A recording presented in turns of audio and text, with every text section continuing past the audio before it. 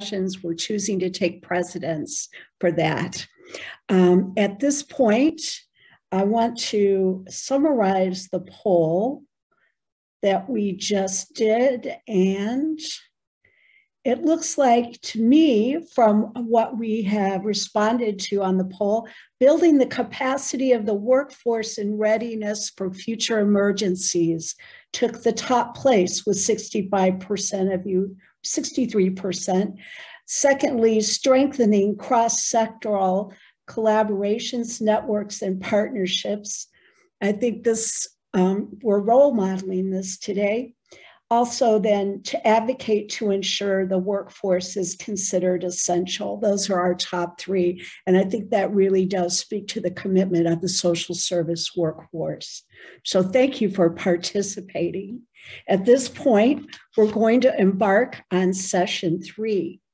At this point, I'm very, very pleased to introduce Dr. Vishanthie Sewpaul, an awardee of 3 honorary doctoral degrees from Chile, Norway, and Sweden, who is also a globally recognized social work and human rights scholar, international speaker, and activist. She's held leadership positions at institutional, national, regional, and global levels, and has had visiting professorship positions at numerous universities internationally. She's also chaired several key committees related to international social work and is currently the world coordinator for a conference to be co-hosted by 3 global social work, social development organizations in 2024. She was senior professor at the University of KwaZulu Natal, South Africa, where she remains Emeritus Professor and an adjunct professor at the University of Stavanger, Norway. She has over 100 academic publications and has recently completed her memoir titled The Arc of Our Paths, Growing into Wholeness. Join me in welcoming Dr. Sewpaul. Thank you, Kathy.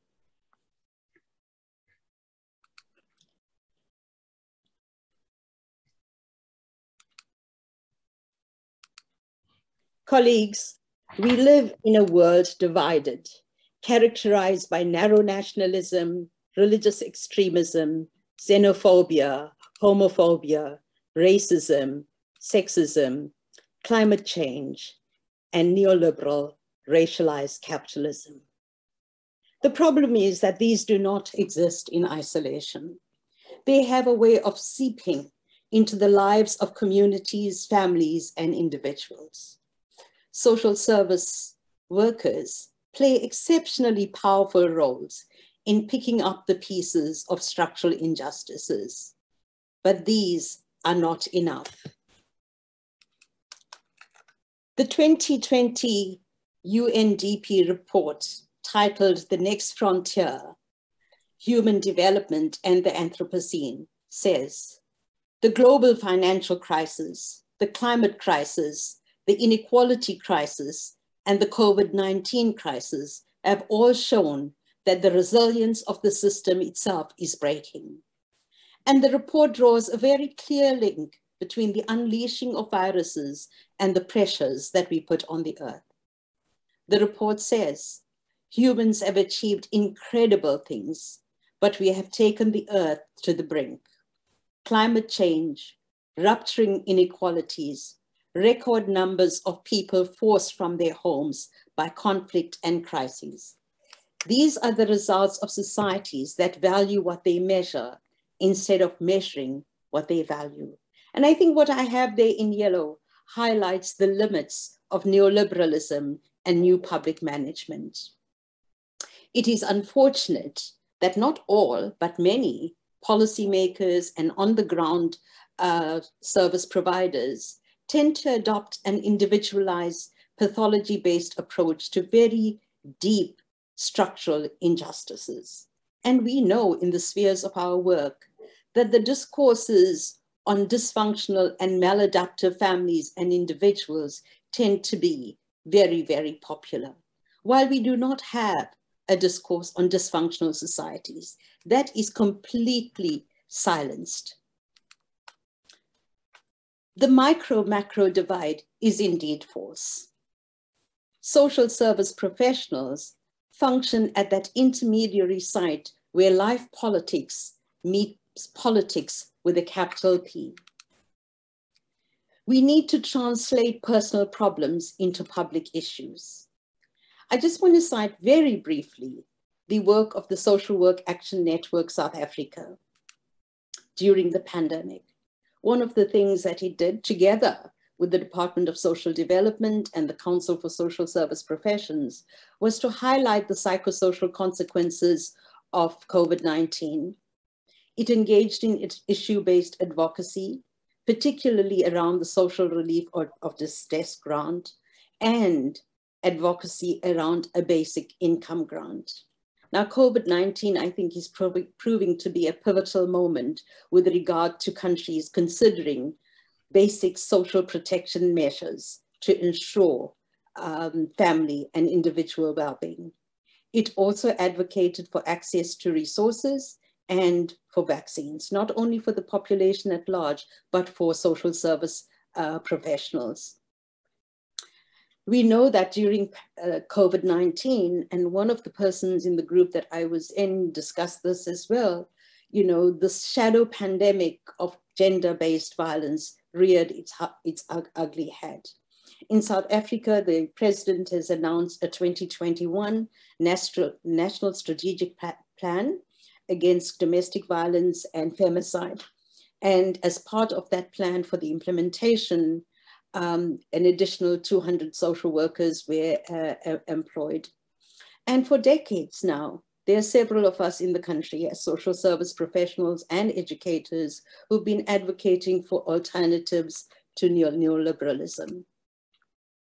Social justice initiatives must be directed at heightening awareness of external sources of oppression and or privilege that hold the possibility for increasing people's self-esteem, courage, and conviction, so that they themselves begin to confront structural sources of poverty, inequality, marginalization, oppression, violence, and exclusion. Friends, these huge problems of the world are not going to go away, perhaps for generations, centuries to come. So what is important is that people have a sense of hope, and they can only have that sense of hope by being involved themselves. And this reflects the power of emancipatory education, which we do not have time to go into discuss in detail. People-centered participation, group work. Group work is exceptionally powerful, for it has this potential to look inward towards the needs of individual members, but also outwards towards society. And there are many small group initiatives that have evolved into social activism and community-based initiatives. We also know the power of social justice movements, and you and I can join them.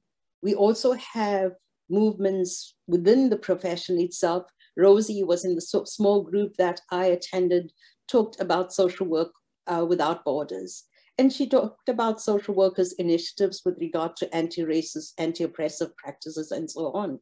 But she also talked about what blocks that, because management tends to be narrowly focused on procedures and so on. So we tend to lose the bigger picture.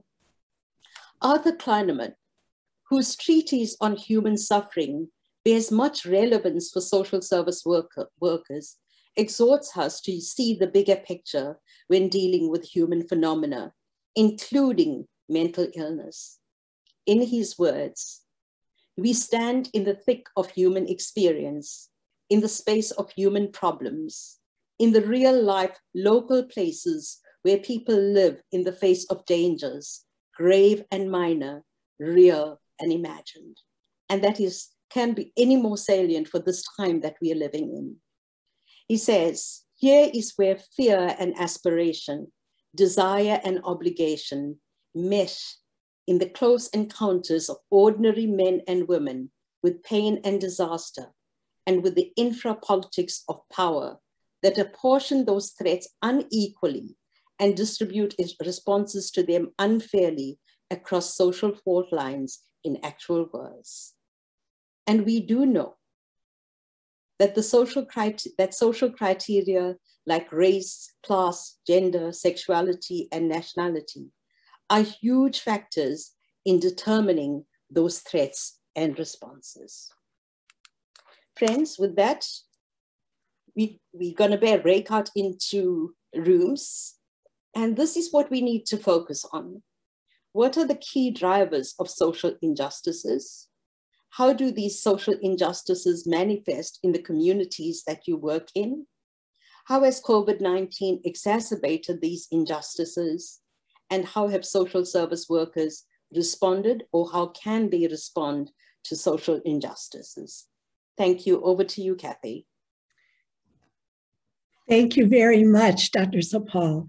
At this point, you should be used to our routine by now. We're going to be moving back into the breakout rooms. You'll be in the same ones you were before, although we've had to redistribute a few folks to make sure the groups are large enough. Please remember to use Slido to insert questions and comments. That's what we'll be looking at to surface some of our final discussion questions. And then also please remember to unmute yourself and turn on your camera. And once again, some new people in groups, so be sure to introduce yourselves. Back, everyone. Now we're ready for our final session discussion, and I'm going to turn this over to Vishanthie. Yeah, okay. For those groups that I had a chance to visit, and what came up on some of the Slido comments, certainly gender discrimination and poverty are key drivers. People also talked about political corruption and poor leadership as a huge issue to, that constitutes actually the sources of structural injustices. The lack of legislation in some places was mentioned, for example, in child sexual abuse. The manifestation is in very different ways. People talked about class differences, and how rich get privileged, compared with people who are poor. Clearly, COVID-19 from this group and other groups, what they talked about is exacerbated issues of gender injustices. And I know one person in a group that I was in previously, talked about child sexual abuse, where prevalence has increased during this time of pandemic in his country. Again, because children are isolated, they're supposed to be in a space where they're most protected in their families, but they are not. In terms of dealing with it, people, also talked about addressing the root causes, and realizing that we actually cannot deal with issues unless we deal with some of these root causes. They talked about empowerment and underscore the importance of participation of people and the place of group work and community work. One comment on the group was the relationship between public health and social work, and this person writing from a context in America where it sort of seems to be coming together nicely. One person said that, and this was nice, that COVID-19 might actually be providing us with this opportunity to rethink neoliberal capitalism. And I think that's because I think we are at a conjunctural moment in world history, where COVID-19 is making countries rethink global socio-political economic governance as structures. And it didn't come up in these groups, but I raised the question before in relation to maybe this presentation, but also in relation to what Prospero was saying. And one person, talked about it, in relation to the impact of them at their university in Pakistan. While educators, for example, are so concerned about student experiences, anxieties about online learning, having quality training in the face of this global pandemic and crisis, particularly with fieldwork education, as far as management is concerned, it's like business as usual. We're still after those world rankings and ratings. And the competitive edge is still there. How do we work with that? And the fear that in this neoliberal world, the narrowly defined what works agenda may take precedence in a post-COVID world. You know, with the push for increased student numbers, universities saying you're coping with teaching online. So you can take, you know, instead of 300 students, you can take 3,000 students because you're doing it all online. So how can we deal with that in a post-COVID world? Yeah. Yeah.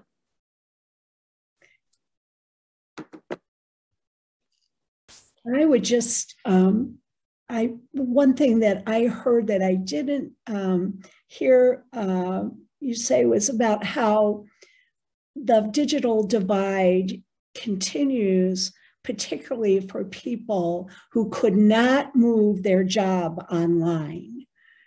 And I mean, the shopkeeper, you know, there are many that couldn't move online, and there's intensifying poverty. Mm-hmm. Yeah, I think, you know, for some people, you know, we know that, you know, balancing livelihoods and lives is a huge thing across the globe. For some people, you know, the choices were so stark. You know, stay at home, you know, and I risk starvation, you know, and starvation of my children through lack of income, or go out and the possibility of getting COVID-19. And very often for those kinds of frontline workers, you know, the Uber drivers, you know, the ones delivering food to people's homes all the time, you know, they're really not protected much at all. So while certain groups of people in more privileged spaces, and I think, you know, one person made that comment in the Slido earlier on, you know, like those of us maybe in university spaces have more privilege, can work for online and things like that. But there are millions of people, you know, who simply cannot do that. And the majority of them, you know, tend to be poor people without social protection, very often migrant men and women, you know, who do not have citizenship rights in their countries. So that combined with gender, you know, big role, because it's very often women, you know, migrant women who are providing care work in different parts of the world. And we know that so often during COVID, they were unceremoniously uprooted and shoved back, you know, to their countries of origin with no support at all. But I want to say that I know of social workers, you know, in those countries that were receiving them back home, who actually like stood up to, stepped up, you know, and started providing services to those men and women who were returned home during COVID-19. Let me ask you this as we're wrapping up. If you could articulate a call to action to members of the social service workforce, what would that call sound like? What would it be? That call would be to politicize ourselves and heighten our own awareness about the sources of structural injustices on the lives of people that we work with on the ground. You know, I don't think I mentioned it in my presentation, but contrary to popular opinion, we need even deeper and more advanced clinical skills in our training. So a greater investment in the social service workforce. Because once I think we truly understand the impact of the intrapsychic responses to these deep structural injustices, we'll adopt more empathic responses, and we won't direct our efforts at diagnosing and fixing and treating people. We would go far beyond that to address some of the structural injustices as well. And this, I want to say, is actually addressed. Turning the spotlight on us as social service professionals is actually highlighted in the most recent Global Social Work Statement of Ethical Principles. It talks about us being products of our socio-political, economic, and cultural worlds, and the extent to which we may normalize and naturalize, you know, injustices around us. And as long as we normalize it, we can't work against it. So how do we heighten our consciousness? And in heightening our consciousness, contribute to an altered consciousness of society? Well, there we will leave it for now. We've got much more conversation to have in the future, and I look forward to having it. Yeah. At this point, we're going to go to closing remarks. I want to thank you all for joining us today for what we hope will indeed be an ongoing conversation. Some of my very brief reflections are really kind of a word cloud for me, but what I got was resilience of the workforce, its immense creativity, its incredible commitment. And I want to give a special salute to the social work and social service related students who have really come to the fore to try to make it through extraordinary times. I've got a feeling they're going to be pretty amazing practitioners. And finally, I appreciate that we have a clear call to action as it comes to the topic, the issue of social justice and our need to fight for it, beginning with a good look at ourselves and how we can do better. As we close, I'm going to ask you to please complete our survey that should appear on your screen when you leave the meeting today. Please answer the 2 questions there that will help us create future events. I want to also extend special thanks to all of today's presenters once again. Great discussion, great presentations. Thank you so much. I also want to extend a thanks to the team behind the scenes that include Laura Bates, the CFAB Stakeholder Engagement Lead, to Elena Sherman, our Global Social Service Workforce Alliance Communication Director, and to Emily Kaplan, Fordham University Social Work Intern for the Global Social Service Workforce Alliance. Great work. Let's keep the conversation going by visiting and contributing to our website. And last thing, just a reminder, Social Service Workforce Week will be held the week of October 25th. So we want you to stay tuned for more information and ways to engage. Goodbye, take care, and thank you for all you do.